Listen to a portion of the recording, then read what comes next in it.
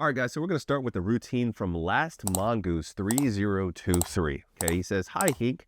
Thanks for taking the time to review our routines. For sure, bro. I'm happy to do it. Mine consists of the following: 5 days weekly, Friday and Saturday off. In general, I think that that's fine, guys. I made a video about rest days before. I personally think, well, we're going to see what his routine is, but typically I think 6 to 7 days a week for most people in most routines is going to lead to better gains, and I don't think rest days are necessary, and I don't think there's any medical evidence to back the rest days in general, but we'll see. So already, kind of, I won't say a shaky start, but it could be better. So first is a warm-ups, sauna, or hot shower. That's great. It gets the blood flow going. I made several videos about heat before, but I definitely think that there's a role for heat as far as when we're talking about a warm-up routine like that. So he says 25 minutes of extending at 8 pounds. I'm trying to jump ahead here, but I think 25 minutes of length work is kind of, I think 30 minutes is actually the bare minimum for length work in general. If you're really serious about gaining length, if he happens to be doing this routine twice a day, then I think that makes more sense. But just doing 25 minutes of extending, I don't think that's enough. If you're going for length and you're using an extender, personally, I would do at least an hour if you had time for that. So then he says 10 minutes of BFR massage, including the constriction ring, then 5 minutes semi-erect bends, 5 minutes gua sha blade. Guys, I'll be honest with you. I know BD, I think he commented on this post. For you guys that don't know, so BD, peakmalephysique.com, he's my partner and my friend, but we have different practices, okay? And quite honestly, I don't recommend things like BFR massage and semi-erect bends. Like I personally, I just don't think it's necessary, and I haven't seen people that have any clear evidence of it working. That being said, there's some people that swear by it. Like, I'm not trying to crap on those routines, but is it something that I recommend? No. And part of that is just from a time constraint point. That's 20 minutes of work right there that he could be devoted to more length work than instead he's doing these other things, which I personally don't think help. Sorry, I'm wearing my short shorts today, guys. So next it says priming pump set of 6 to 7 inches of mercury, 2-minute set. I think that's beautiful. I think that's great. He's doing that after length work. I think that's very important. And then he says 5x5 sets of pumping at 8 to 10 inches of mercury. Guys, I made a whole video. I have a whole pumping playlist, but I especially have a video about what is the ideal pressure. So when you're talking about 8 inches of mercury, number one, not all pumps are calibrated correctly. The matter is when you're in that 8 range, it's good for blood flow. It's good for erection quality. It's good for causing some beneficial, what we call shear stress, which can help release more nitric oxide long term. But I don't think it's good for actual enlargement purposes. If that's the highest you can tolerate, that's the highest you can tolerate, and that's okay. But I think when we're really talking about the gain zones, according to data, now keep in mind, guys, this is rat data, but the actual range is somewhere closer to 10 to actually 14. I would never recommend going as high as 14 inches of mercury, but typically keeping it somewhere between the 10 to 12, maybe as high as 13 range. For me personally, if I start going above 12, edema starts getting out of control. So I wouldn't recommend going that high. The 5x5 minutes, I actually like that. That's 25 minutes of pumping. That's kind of towards the upper limit of what I would recommend, but I still think that that's a good routine. You do a couple minute warm-up set, and then I usually say 3 to 4, but I think 5 sets of 5. I think that's perfectly fine. And then the following morning, 3x5 sets of feeder sets. This is something that I think a lot of these posts are actually very heavily BD influenced, because I can tell, because there's a lot of stuff, and I'm quite honestly, what even is that? I literally texted him the other day, and I was like, yo, what is a feeder set? But a feeder set is basically when you just do relatively low pressure pumping to just get the blood flowing and get some dilation. Or at least that's how I understand it. Go to his channel, watch his stuff so you know what he's talking about. But I think doing some low pressure pumping, I think that's good for overall blood flow. So I think that's fine. He says, really interested on your stance on feeder sets. So feeder sets I think can be helpful for blood flow, for erection quality, but I don't think it's going to necessarily help with enlargement, because when you're talking about 6 inches of mercury, that's barely at the pressure of a natural erection. It's not like you're expanding past that. You're getting some healthy blood flow. So I think it can help with recovery, help with maybe erection quality. But that's about it as far as what I think the benefits are. And C-ring retention training after the session. So guys, you've seen my videos before. Once again, I'm not trying to be in any way antagonistic to BD or his principles if he teaches that, but I don't think that the C-rings are a good idea. I made a video 14 months ago about constriction rings, do's and don'ts. And in that I say don't do it after pumping. To me, it's kind of silly in a sense that it's not firm enough to really constrict, like really venous flow that much to the point where you're actually causing an erection, but it is tight enough where it can cause like damage, lymphatic obstruction, and honestly, it's just extra tension on your D. So I just don't think it's a good idea, and I don't believe in like retention theory. I don't at all. But that's just my guys. That like I'm not the end all be all. Okay, this is my channel. This is my take on this routine. You should hit up BD and sell him that you want a weekly routine review and for him to review, and so he can give you his thoughts on this. But anyways, that's my thought. In general, like, what do I think of this routine? I mean, guys, my like rating scale is so stupid. It's so arbitrary to me. But I have guys like, hey, thanks, Hink, you gave my routine an A-. And so, it's clearly meaningful to somebody. Gosh, I would have to say, like, I give this routine a solid B. Yeah, I mean, I'll give it a solid B just because I think that in a lot of ways it's overcomplicated, and a lot of time that you're doing things like BFR massage could be dedicated to actual length work. I don't like the pressure that's being used. I think it's suboptimal. So I think it's solid. I absolutely think you will still make gains on this. If this is the highest pressure you can tolerate, then so be it. So overall, yeah, I'll give it a B. I'll give it a solid B, okay? So guys, I go by the name of Hink. For those that don't know, I'm an actual real medical doctor. I talk about very taboo topics like penile enlargement, and that's why I wear this mask, to protect my identity. Pretty much every week on my subreddit, r/Hink, I say, hey, submit your routines and I will go over them on my channel. Basically, I mean, it's kind of live. Obviously, I'm recording it, but I'm kind of going over it on the fly. So that's what we're going to be doing today.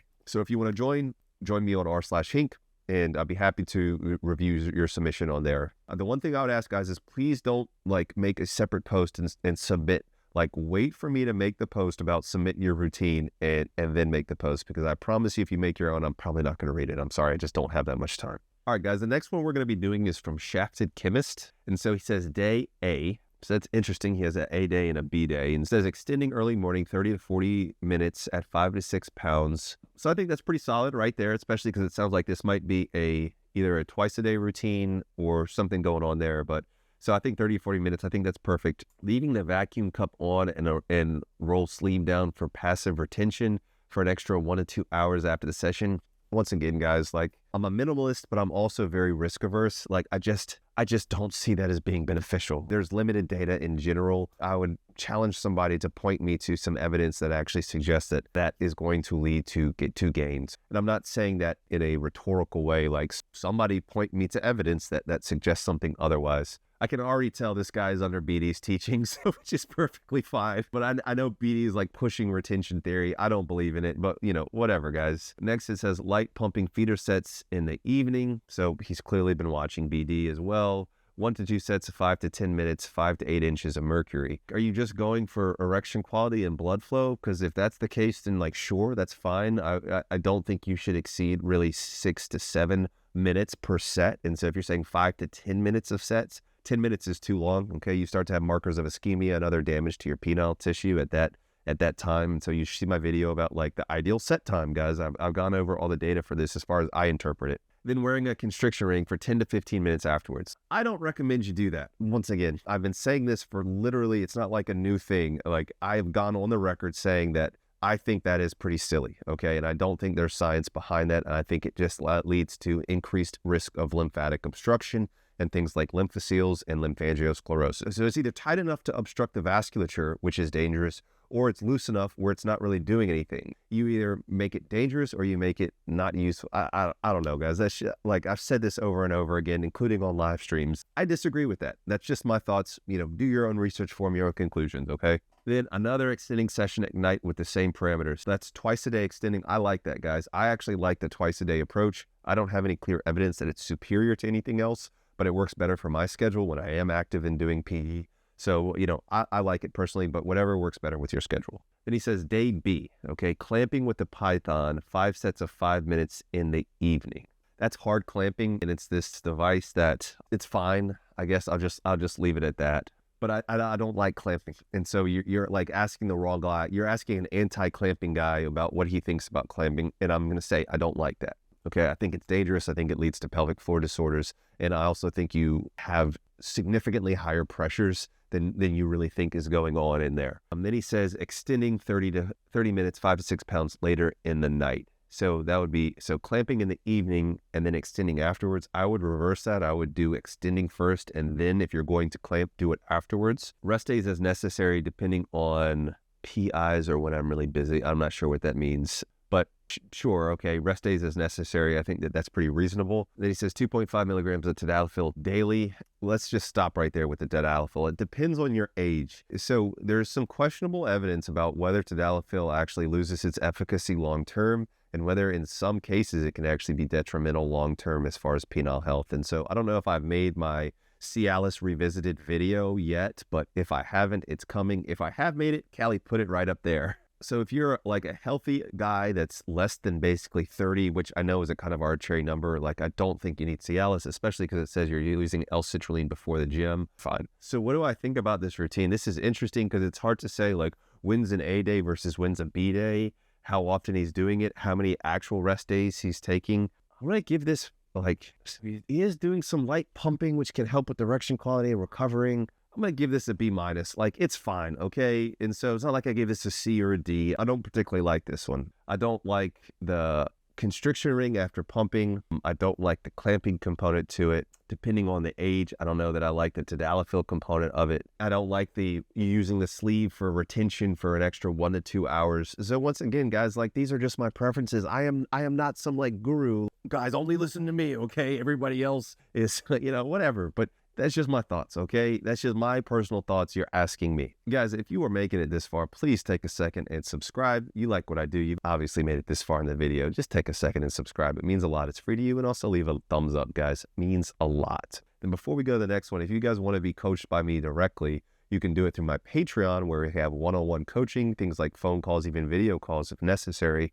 Or, of course, guys, my course is in the link in the description. I put over 1.5 inches in length and 1 inch in girth. So if you're interested in my techniques in a video profile, step by step, check it out. So the last one we're going to get to is by Tudor Shoddy. So he says, pretty straightforward. I have my best days when I can do twice a day, and my worst days where I barely get to do once a day. So ideally on the best days, he says 30 minutes before PE, 1 scoop of citrulline. I think that that's great. Of course, guys, I do think Vickers the best. This is the last time I say it. I'm not trying to be a douchebag about that. But I do think the timing is pretty good. Citrulline actually has a pretty short half-life, and so you want to take it fairly close to when you're going to be wanting it active. If you want an empty stomach, 30 minutes is plenty. If you have like a full stomach or a meal, maybe even 45 minutes to an hour before your desired use situation. But I think that that's good. Then he says 20 minutes of manual stretching, nothing fancy, just 1 minute straight down using both hands, one at the base, the other just below the glands. I think that's beautiful. So far, dude, like this is an A+